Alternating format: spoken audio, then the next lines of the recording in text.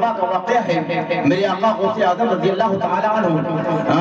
خانہ کعبہ شریف میں ہے، مطاف میں کھڑے ہو کر آقا غوث اعظم رضی اللہ تعالیٰ عنہ زار و قطار رو رہے ہیں، زار و قطار رو رہے ہیں، اس قدر آپ رو رہے ہیں، کعبے کی دیوار کو پکڑ کر اس قدر رو رہے ہیں کہ آپ کی آنکھوں سے اشک اس قدر جاری ہے کہ آپ کی داڑھی مبارک بھیگ گئی، آپ کا لباس بھیگ گیا، آپ اللہ کے حضور زار و قطار رو رہے ہیں اور عرض کرتے ہیں اے میرے مولا میرے گناہوں کو معاف فرما دے، اے میرے مولا میرے گناہوں کو معاف فرما دے۔ آج اگر تو نے میرے گناہوں کو معاف نہ کیا تو کل بروز قیامت میدان محشر میں مصطفیٰ جان رحمت شب مقبل ہدایت سرور کون مقام صلی اللہ تعالیٰ علیہ وسلم کو یہ چہرہ میں اپنے کیسے دکھاؤں گا، مولا تیری بارگاہ میں کیسے حاضر ہوں گا، میرے گناہوں کو معاف فرما دے۔ اللہ اللہ اس قدر آپ رو رہے ہیں، زار و قطار رو رہے ہیں کہ دیکھنے والے دیکھ کر اللہ کی بارگاہ میں دعائیں کرنے لگے، جو وہاں خانہ کعبہ شریف میں موجود تھے وہ اللہ کے حضور دعائیں کرنے لگے، اے مولا ان کے گناہوں کو معاف فرما دے، اے مولا گناہوں کو معاف فرما دے۔ اس قدر درد بھری آواز تھی خانہ کعبہ شریف میں غوث اعظم رضی اللہ تعالیٰ عنہ کے رونے کی کہ اللہ اللہ لوگ ان کے حق میں دعائیں کرنے لگے۔ ایک شخص غوث اعظم رضی اللہ تعالیٰ عنہ کے پیچھے کھڑا ہے، وہ شخص سوچ رہا ہے یہ کون سا ایسا شخص ہے جو اس قدر زار و قطار خانہ کعبہ میں رو رہا ہے، کیونکہ کعبۃ اللہ شریف میں جب انسان آتا ہے تو کوئی اپنے لیے دعائیں کرتا ہے، کوئی اپنے بچوں کے حق میں دعائیں کرتا ہے، کوئی روزی روزگار کے لیے دعائیں کرتا ہے، کوئی کاروبار کے لیے دعائیں کرتا ہے، کوئی اپنے بچوں کی ترقی کے لیے دعا کرتا ہے، کوئی تجارت کے لیے دعا کرتا ہے۔ نہ کاروبار نہ بزنس نہ ترقی نہ عمر درازی کوئی دعا نہیں، بلکہ اللہ کے حضور توبہ استغفار کر رہے ہیں، زار و قطار ہو رہے ہیں، اپنے گناہوں کی معافی مانگ رہے ہیں۔ وہ شخص کہتا ہے میں کھڑا ہو گیا پیچھے اور میں نے دیکھا کس قدر زار و قطار ہو رہے ہیں۔ آخر کار جب آپ نے بارگاہ خدا بندی میں ہاتھوں کو دراز کر کے دعائیں مانگ لی، جیسے ہی آپ نکلنا چاہے وہاں سے تو میں نے سوچا میں دیکھوں تو صحیح یہ کون سا اللہ کا بندہ ہے، یہ کون ایسا گنہگار انسان ہے جو اس قدر زار و قطار ہو رہا ہے، اس قدر اللہ کے حضور فریاد کر رہا ہے۔ وہ شخص کہتا ہے میں نے دیکھا جب میری نگاہ پڑی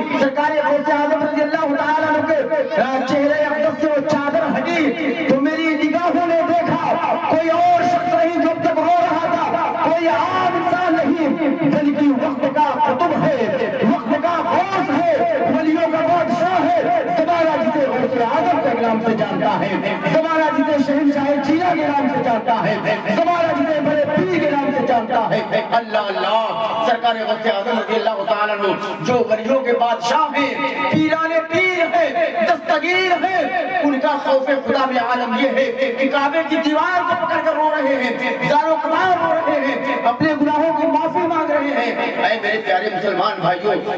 کیا ہم کبھی خوف خدا میں روتے ہیں؟ رات کی تنہائی میں کبھی اٹھ کر اللہ کو یاد کرتے ہیں، اللہ سے گناہوں میں توبہ استغفار کرتے ہیں تو پتہ چلے گا نہیں دنیا کی رنگینیوں میں مست ہیں، دنیا کے عیش و عشرت میں ہم مست ہیں، کبھی ایک لمحہ بھی ہمارا اللہ کے فکر میں نہیں گزرتا، رسول کونین صلی اللہ تعالیٰ علیہ وسلم کی یاد میں نہیں گزرتا، پورا وقت ہمارا جو ہے صرف گناہوں میں گزر رہا ہے۔ آج کے دور میں جو موبائل آ گیا ہے نا، اس موبائل نے بھی بہت برباد کیا ہے، ہمارے بچے بگڑ رہے ہیں۔ میں گزارش کروں گا اپنی ماؤں سے، میں گزارش کروں گا اپنے بڑوں سے کہ یاد رکھو تم اپنی لڑکیوں کے ہاتھ میں تم نے 15-15 ہزار کے جو موبائل دے دیے ہیں نا، یہ تباہی و بربادی کا سبب ہے، یہ تباہی و بربادی کا سبب ہے۔ آج جو ہے 10 لاکھ مسلم لڑکیاں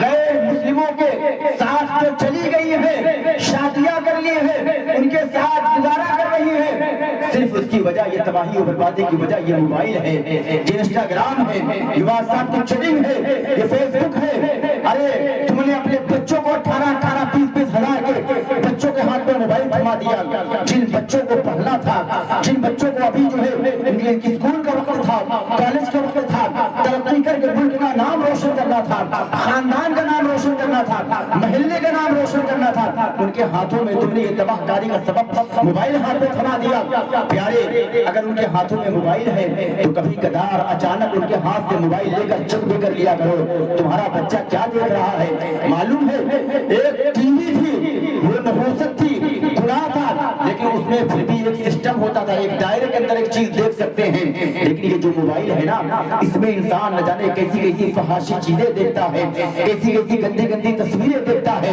گندی گندی ویڈیو دیکھتا ہے۔ اب یہ بتاؤ،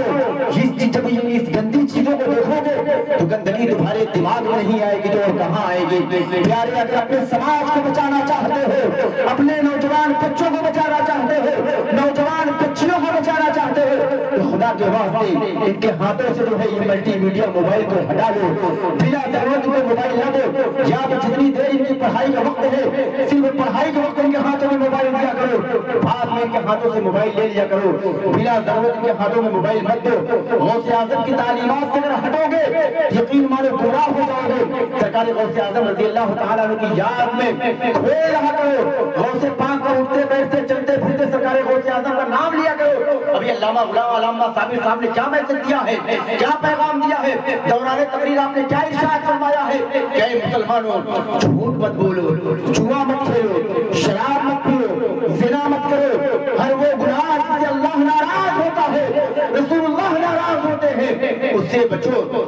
آپ نے کیا واقعہ وہ نہ سنا؟ ابھی آپ نے بتایا کہ سرکار غوث اعظم رضی اللہ تعالیٰ عنہ بچپنے کا واقعہ ہے، بچپنے کا عالم ہے۔ میرے آقا غوث اعظم رضی اللہ تعالیٰ عنہ تعلیم حاصل کرنے کے لیے جب اپنے گھر سے نکلے تھے تو والدہ نے ایک نصیحت فرمائی تھی کہ اے بیٹا، کیسا بھی دور آئے، کیسا بھی وقت آئے، کیسی بھی پریشانی کیوں نہ آئے، لیکن بیٹا کبھی جھوٹ مت بولنا، کبھی جھوٹ مت بولنا۔ خدا کی قسم، ماں کی کیسی پیاری نصیحت تھی، کیسی پیاری نصیحت تھی کہ راستے میں آپ جا رہے ہیں، پورا قافلہ لٹ گیا ہے، پورا قافلہ لٹ گیا، لٹنے کے بعد آپ کو جو ہے، آپ پر جب چوروں کی نگاہ پڑی، ڈاکوؤں کی نگاہ پڑی، انہوں نے تو بظاہر یہی سوچا یہ ایک چھوٹا سا بچہ ہے، ایک خوبصورت سا بچہ ہے، یہ ننھا سا بچہ ہے، اس کے ہاتھ میں کیا ہوگا؟ سرسری طور پر انہوں نے پوچھ لیا، اے بچے یہ بتا تیرے پاس کیا ہے؟ خدا کی قسم، خدا کی قسم، سرکار غوث اعظم رضی اللہ تعالیٰ عنہ ارشاد کو سماعت کیجیے۔ انہوں نے پوچھا تیرے پاس کیا ہے؟ سرکار غوث پاک رضی اللہ تعالیٰ عنہ فرماتے میرے پاس 40 اشرفیاں ہیں، 40 درہم ہے۔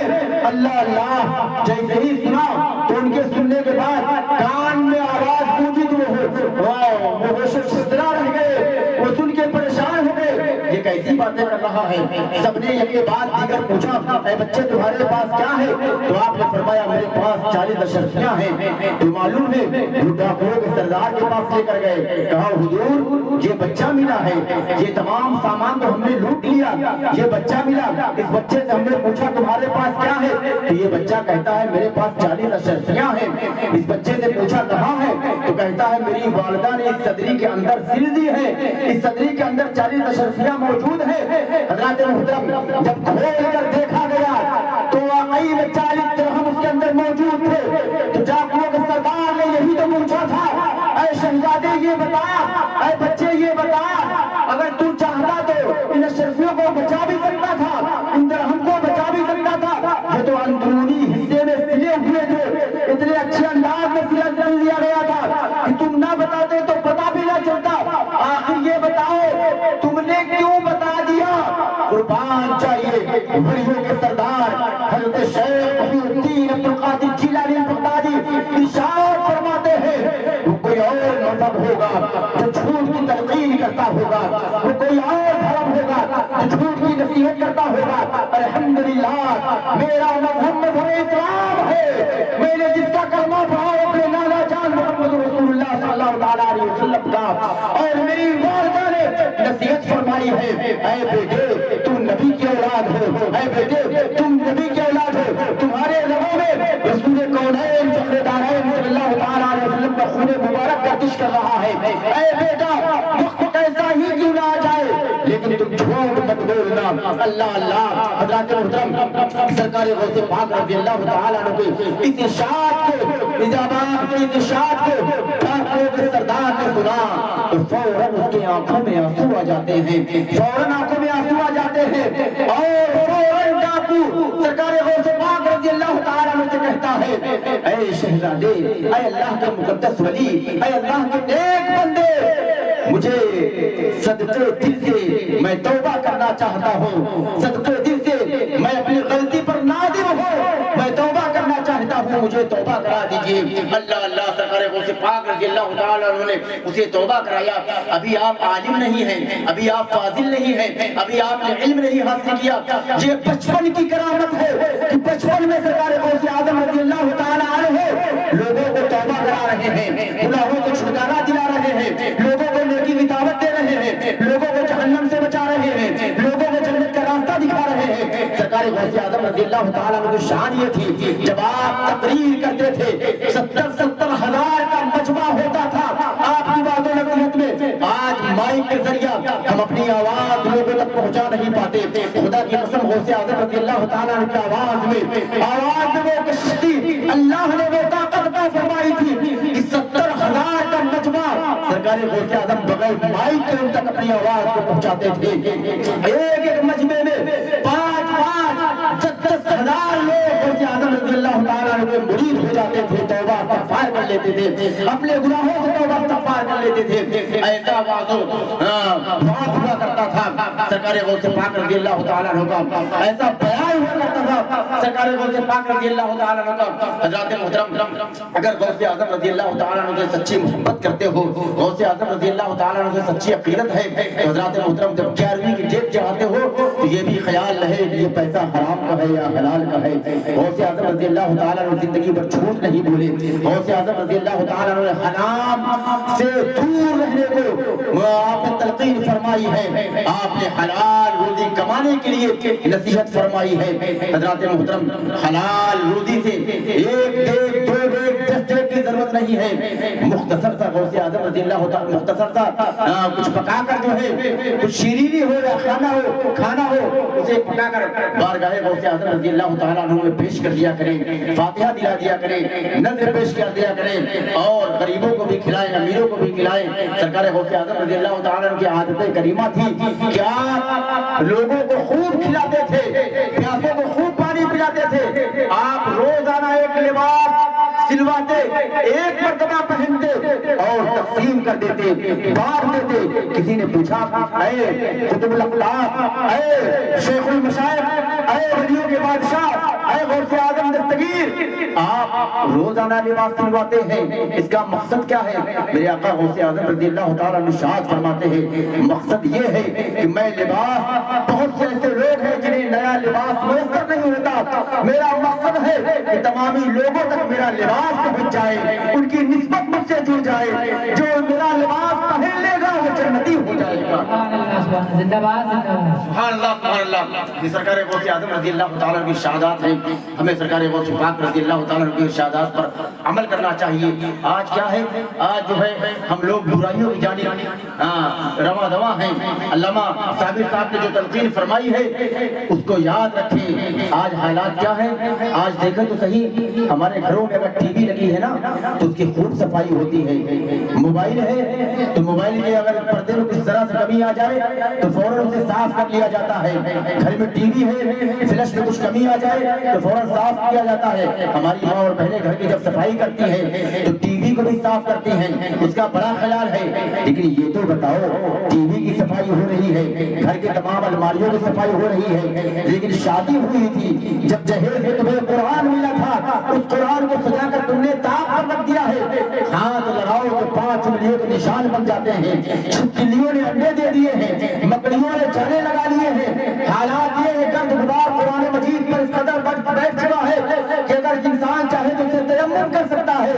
اب بتاؤ مسلمانوں، کیا تمہارے گھر میں پریشانی نہیں آئے گی؟ کسی غیر کیا پریشانی آئے گی؟ تم نے جو ہے قرآن عظیم کو تم کو اس لیے دیا گیا تھا، قرآن عظیم تمہارے گھر میں اس لیے قرآن اللہ کا قرآن آیا تھا کہ تم صبح اٹھتے قرآن مقدسہ کی تلاوت کرتے۔ یہی وجہ ہے کہ آج لوگ علماء کے پاس جاتے ہیں، حفاظ کے پاس جاتے ہیں، حضرت ایک تعویذ بنا دیجئے، بہت پریشانی ہے، حضرت ایک تعویذ بنا دیجئے، بہت بیماری ہے، حضرت ایک تعویذ بنا دیجئے، بیٹا جو ہے ماں کی عزت نہیں کرتا، حضرت ایک تعویذ بنا دیجئے، بیٹی جو ہے ماں کی بات نہیں مانتی۔ حضرات محترم، یہ تو بتاؤ، آج بیماریاں تمہارے گھر میں ہیں، پریشانیاں تمہارے گھر میں ہیں، جھگڑے تمہارے گھر میں ہو رہے ہیں۔ میں یہ نہیں کہتا تعویذ میں فائدہ نہیں ہوتا، لیکن تمہیں میں ایک نسخہ بتاتا ہوں، اگر تم چاہتے ہو کہ تمہارے گھروں میں انقلاب آ جائے، برائی کا خاتمہ ہو جائے، نحوست دور ہو جائے، بیماریوں سے لوگوں کو شفا مل جائے، تو حضرات محترم صبح اٹھو نماز فجر پڑھو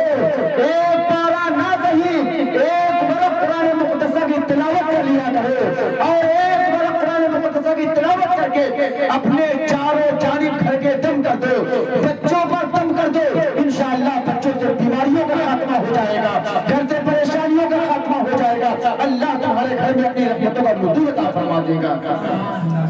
پڑھنا نہیں چاہتے قرآن کی تلاوت نہیں کرنا چاہتے بہت آسان مسئلہ ہو گیا کوئی مر گیا کوئی انتقال کر گیا مدرسے آ گئے حضرت بچوں کو بھیج دیجئے حضرت چنا پڑھ دیجئے حضرت فاتحہ کر دیجئے حضرت یہ کر دیجئے شکر مناؤ کہ مدارس اسلامیہ زندہ ہے ورنہ خدا کی قسم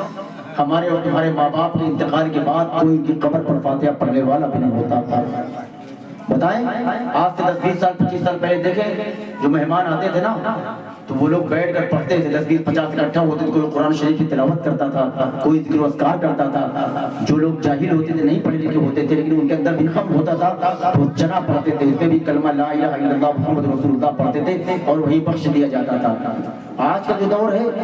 کوئی رکنے کو تیار نہیں ہے چاہے جتنا عزیز کیوں نہ ہو چاہے جتنا چاہنے والا کیوں نہ ہو لوگ انتقال کر جاتے ہیں بس لوگ آئے اور قبرستان تک جتنی دور قبرستان پہ جاتے ہیں وہاں پر ذکر و اذکار بھی نہیں کرتے دنیاوی باتیں فلاں سیاسی پارٹی جیت رہی ہے فلاں سیاسی پارٹی ہار رہی ہے فلاں یہ ہو رہا قبر پہ جا رہے ہیں مردے کو جو ہے دفنانے جا رہے ہیں وہاں پر بھی سیاست کی گفتگو کر رہے ہیں زمانے کی بات کر رہے ہیں کرکٹ کی بات کر رہے ہیں میچ کی بات کر رہے ہیں فٹ بال کی بات کر رہے ہیں اگر اس مرنے والے سے تمہیں محبت ہوتی تو اس کی مٹی میں شریک ہوتے تو پوری راستے تم کلمہ طیبہ لا الہ الا اللہ محمد رسول اللہ پڑھتے ہوئے جاتے اور اس کی قبر پر جا کر یہی بخش دیتے تو اس کو اللہ تبارک و تعالیٰ عذاب قبر سے عذاب حشر سے اللہ محفوظ فرما دیتا حضرات محترم جب کسی کی مٹی میں جایا کرو تو کلمہ طیبہ پڑھا کرو اللہ اکبر پڑھا کرو خدا کا ذکر کیا کرو اس کے رسول کا ذکر کیا کرو دنیاوی گفتگو مت کیا کرو ہمیشہ یہ خیال رکھو کہ ایک دن تمہیں بھی مرنا ہے مر کسی قبرستان میں آنا ہے آج تم جیسا دوسرے کے ساتھ کر رہے ہو وہی لوگ یا ان کی نسلیں تمہارے ساتھ بھی ایسا ہی کریں گی تم لوگوں کو فائدہ پہنچاؤ گے تو لوگ بھی تمہیں فائدہ پہنچائیں گے کہنے کا مقصد یہ ہے کہ باتیں اگر کی جائیں گی تو بہت رات گزر جائے گی بس آخری بات آپ سماعت فرما لیں کہ حضرات محترم مدارس اسلامیہ کی کا تحفظ کرو مدارس اسلامیہ کی بقا کے لیے ہمیشہ کوشاں رہو یہ مدرسے اگر زندہ نہیں ہوں گے تو کوئی تمہارے ماں باپ کی قبروں پر فاتحہ پڑھنے والا نہیں ہوگا تو کوئی تمہارے گھر میں تیجا اور 40واں پڑھنے والا نہیں ہوگا حضرات محترم اسی ضرورت کے پیش نظر تو مدرسہ رضائے مصطفیٰ کا قیام گڑھی پر کیا گیا ہے نا مقصد تو یہی ہے نا کہ رضائے مصطفیٰ کا قیام گڑھی پر اسی لیے کیا گیا ہے تاکہ محلے میں کسی کا انتقال ہو جائے تو مدرسہ رضائے مصطفیٰ کے حفاظ قرہ علماء جا کر اس کی قبر پر فاتحہ پڑھ دیں اللہ کے رسول دانائے قلوب صلی اللہ تعالیٰ علیہ وسلم ارشاد فرماتے ہیں جب کسی حافظ قرآن کا کسی مسلم قبرستان سے گزر ہوتا ہے تو اللہ تبارک و تعالیٰ اس حافظ قرآن کے قدم کی برکت سے سارے قبرستان میں جتنے مردے ہیں اگر اوپر عذاب ہو رہا ہوتا تو اللہ تبارک و تعالیٰ انہیں عذاب سے نجات کا فرما دیتا ہے حضرات محترم یہ حافظ قرآن کے قدم کی برکت ہے عالم دین کے قدم کی برکت ہے لہذا مدرسہ رضائے مصطفیٰ میں اپنے بچوں کو پڑھاؤ علامہ صابر رضا جامعی صاحب قبلہ بہت محنت کر رہے ہیں اس مدرسے کو ترقی کی راہ پر لے جا رہے ہیں اس مدرسے میں تعمیری کام بھی الحمدللہ خوب ہو رہا ہے تعلیمی معیار بھی خوب آگے بڑھ رہا ہے بھائی قیس صاحب کا شانہ بشانہ ساتھ دیں جو اس کی انتظامیہ کمیٹی ہے محلے کے لوگ ہیں میں سب سے گزارش کروں گا کہ اپنے مدرسے کو آگے لے جائیں اس لیے کہ اگر مدرسہ زندہ نہیں ہوگا مدرسہ موجود نہیں ہوگا لوگوں کو نماز جنازہ پڑھنے کا طریقہ بھی نہیں آئے گا آج کتنے لوگوں سے پوچھ لو کہ نماز جنازہ کی نیت کیا ہے تو حضرات محترم انہیں نیت تک نہیں معلوم ہے کفنانے دفنانے کا طریقہ کیا ہے انہیں یہ بھی نہیں معلوم ہے یہ کہاں سے معلوم ہوگا صبح صبح اٹھ کر اخباروں کا مطالعہ کرنے والوں دینک جاگرن پڑھنے والوں امر اجالا پڑھنے والوں ہندوستان پڑھنے والوں اس سے تمہاری ترقی نہیں ہوگی اس سے تمہارے گھر کا ماحول نہیں بدلے گا تمہارے گھر کے اندر اسلامی ماحول تب آئے گا جب تم صبح صبح اٹھو گے اپنے گھر میں سورہ یاسین شریف کی تلاوت کرو گے سورہ ملک شریف کی تلاوت کرو گے اس سے تمہارے گھر میں اسلامی ماحول پیدا ہوگا رات میں 12 بجے 2 بجے رات تک بچوں جو موبائل چلاتے ہیں تو یہ ان سے امید مت رکھو گے صبح اٹھ کر نماز پڑھیں گے میرے آقا صلی اللہ علیہ وسلم ارشاد فرماتے عشاء کی نماز کے بعد فوراً سو جایا کرو تاکہ کی نماز فجر تمہاری قضا نہ ہونے پائے۔ نبی ارشاد فرماتے ہیں اگر یہ اندیشہ ہے کہ رات جگنے سے تمہاری نماز فجر قضا ہو جائے گی تو رات بھر اگر تم نے نفلی عبادت کیا تو وہ بھی تمہیں کوئی فائدہ نہ پہنچائے گا۔ اگر تم نے نماز فجر قضا کر دیا تو تم گنہگار ہوگے۔ تو حضرات محترم، رات بھر جگنے سے کوئی فائدہ نہیں ہے، نماز کی پابندی کرے۔ اللہ کے رسول صلی اللہ تعالیٰ علیہ وسلم نے نماز کے لیے بہت سخت آپ نے تلقین فرمائی۔ سرکار غوث پاک رضی اللہ تعالیٰ عنہ ایک موقع پر یہاں تک ارشاد فرمایا کہ جو نماز نہ پڑھے اسے مسلم قبرستان میں دفنایا نہ جائے، اسے مسلم قبرستان میں تدفین میں نہ کیا جائے۔ یہاں تک کہ میرے آقا غوث اعظم ارشاد فرماتے بے نمازی کے بارے میں یہاں تک اندیشہ ہے کہ ممکن ہے کہ اس کا خاتمہ ایمان پر نہ ہو۔ حضرات محترم، نماز کی پابندی کریں۔ ایسا نہیں ہے کہ جس پر نماز فرض ہے وہ پڑھتے نہیں ہے، جن پر نماز فرض نہیں وہ نماز خوب پڑھ رہے ہیں۔ نماز تو ایمان والوں پر فرض ہے نا، مسلمان ہیں، سنی مسلمان ہیں، بزرگوں کے چاہنے والے، نماز ہم پر فرض ہے۔ بس یہی پر ایک بات بتا دوں کہ ہم پر جو الزام ہے نا کہ سنی نماز نہیں پڑھتے، الحمدللہ اہل سنت والجماعت کے لوگ نماز پڑھتے ہیں، ایسی بات نہیں ہے۔ بعض لوگ ہیں جو نماز سے دور ہیں، جن کی وجہ سے اہل سنت والجماعت کو بدنام کیا جاتا ہے اور کہتے ہیں کہ ان کے یہاں جو ہے شرک بدعت خوب ہے، نماز روزے کی تلقین نہیں کی جاتی۔ حضرات محترم، ایسا نہیں ہے، خدا کی قسم آپ کلیر شریف چلے جائیں، وہاں پر ثابت کیا ہے،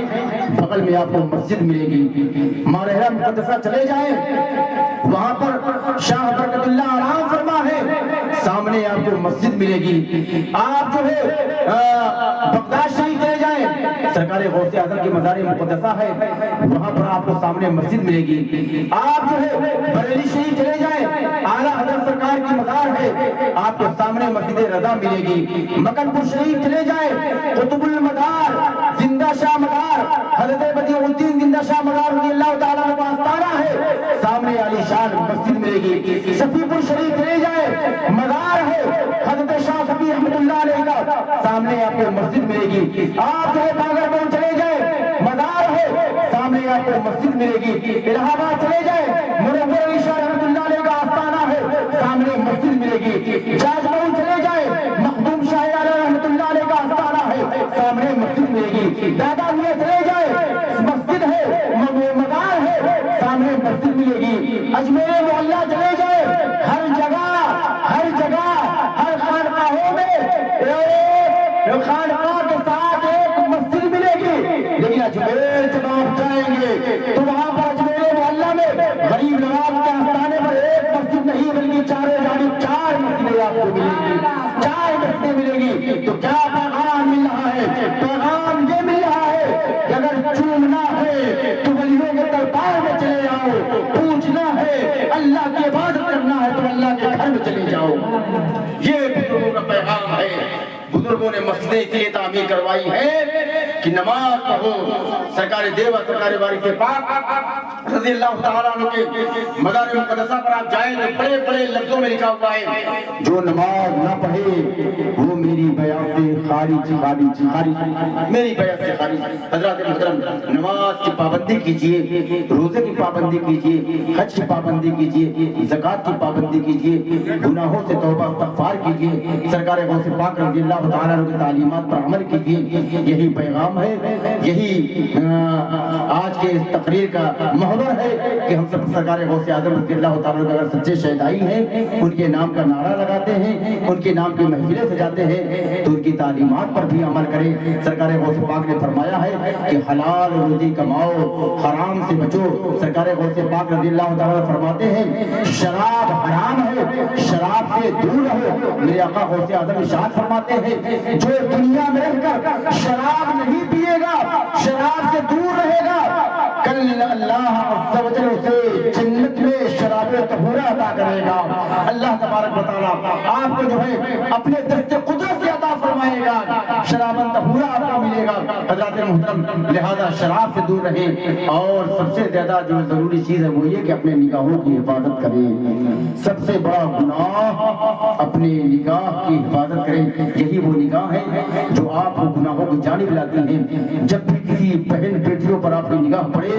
تو فوراً اپنی نگاہوں کو نیچی کر لیا کریں تاکہ پتہ چلے یہ مذہب اسلام کا ماننے والا ہے، رسول اللہ کا شہدائی ہے، رسول اللہ کا کلمہ پڑھنے والا ہے، جب آپ اپنے نگاہوں کی حفاظت کریں گے تو انشاءاللہ گناہوں سے آپ محفوظ رہیں گے۔ اللہ کی بارگاہ میں دعا ہے کہ مولا کریم جو کچھ بھی میں نے بیان کیا مولا پہلے مجھ کو اس پر عمل کرنے کی، بعد میں اللہ آپ سب کو عمل کرنے کے اللہ توفیق عطا فرمائے۔ وآخر دعوانا الحمدللہ رب العالمین۔ السلام علیکم ورحمۃ اللہ وبرکاتہ۔ مصطفیٰ جان رحمت پہ لاکھوں سلام، مصطفیٰ جان رحمت پہ لاکھوں سلام، شمع بز میں ہدایت پہ لاکھوں سلام۔